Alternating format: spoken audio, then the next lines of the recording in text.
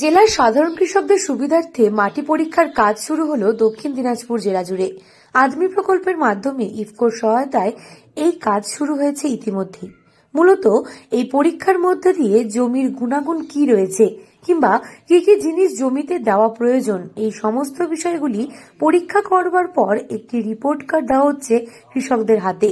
সেই রিপোর্ট কার্ডের মধ্যে দিয়েই কৃষকেরা তাদের জমিতে কি কি সার কিংবা অন্যান্য যে সমস্ত জিনিস দেওয়ার প্রয়োজন রয়েছে সেই অনুপাতে তাদের জমি তৈরি করলে ফসলের পরিমাণ অনেকটাই বৃদ্ধি পাবে।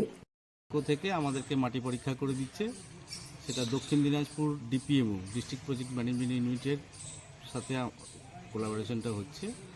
হয়ে মোটামুটি আমাদের টার্গেট করেছি আমরা 1,500 টার্গেট আমাদের আছে।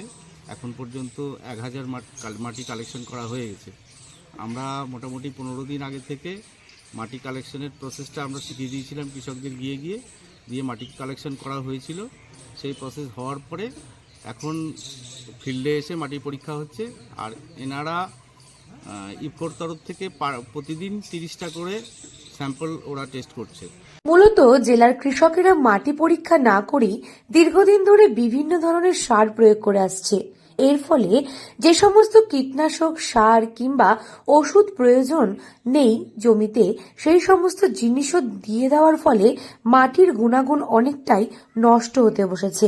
মাটির গুণাগুণ পরীক্ষা করবার পর প্রয়োজনীয় জিনিসপত্র দিয়ে চাষ করলে কৃষকেরা অনেকটাই উপকার পাবে বলে মনে করছে সংশ্লিষ্ট দফতর। মাটি পরীক্ষা করাটা খুব জরুরি, কারণ সবজি চাষের জন্য প্রধান উপকরণই হলো জমি। জমির মাটি পরীক্ষা করার সুফল হচ্ছে কি, এখনকার দিনে কৃষকরা নিজের ইচ্ছা মতো সার ব্যবহার করেন। মাটি পরীক্ষা করলে কৃষক বুঝতে পারবে যে তার জমিতে কোন সারের ঘাটতি কতটা আছে, তাকে কতটা পরিমাণ দিতে হবে, কোনটা সে বেশি দিচ্ছে, তা কোনটা কম দিতে হবে, এই সমস্ত জিনিস জানা যায়। এখানে আপনার জমির পিএইচ লেভেল খুব কম আছে, জমি আমলিক হয়ে যাচ্ছে, অতএব আপনি বেশি সার ব্যবহার করলেও সেই অতটা তার ফসলটা সে পাবে না। এখনো পর্যন্ত আমরা আত্মী প্রকল্পের অর্জন হয়েছে মোটামুটি 100-র মতন চাষিদের জমির মাটি পরীক্ষা করে তাদেরকে সয়েল হেলথ কার্ড দেওয়া। 20 জন চাষির মাটি পরীক্ষা করা হয় এখানে। জমিতে কি চাষ ভালো হবে জানলে নানা রকমের সার দেওয়ার প্রয়োজন হবে না, এতে খরচও কমবে। জানা গেছে সবজি চাষের জন্য প্রধান উপকরণ হলো জমি। সাধারণত সবজি চাষের জন্য দোআঁশ মাটি সর্বাপেক্ষা উপযোগী। মাটিতে যাতে রৌদ্র পড়ে সেদিকে লক্ষ্য রাখতে হবে। এমনকি যে জমিতে চারা লাগানো হবে সেখানকার জমি ভালোভাবে কর্ষণ করে এবং প্রয়োজন মতো সার প্রয়োগ করে জমি তৈরি করে রাখতে হবে। তার জন্য দরকার মাটি পরীক্ষা।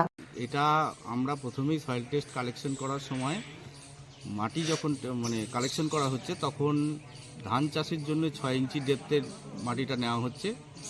আর যদি পাট বা সবজি চাষ করা হয় তাহলে 8 ইঞ্চি ডেপথে সেইখান থেকে মাটিটা কালেকশন করা হচ্ছে। যার মতো করে জমিতে সার দিয়ে যায়, সেইখানে মাটিতে কতটা কি আছে সেটা তো তারা টেস্ট করে না করেই দিয়ে যাচ্ছিল।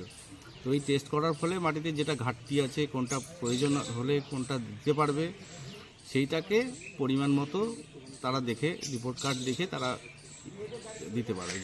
মাটি পরীক্ষা করে কৃষকেরা তাদের জমির মাটিতে উপস্থিত নাইট্রোজেন, ফসফরাস, পটাশ ইত্যাদি উপাদানের সঙ্গে লবণের পরিমাণ সম্পর্কে তথ্য পেতে পারে।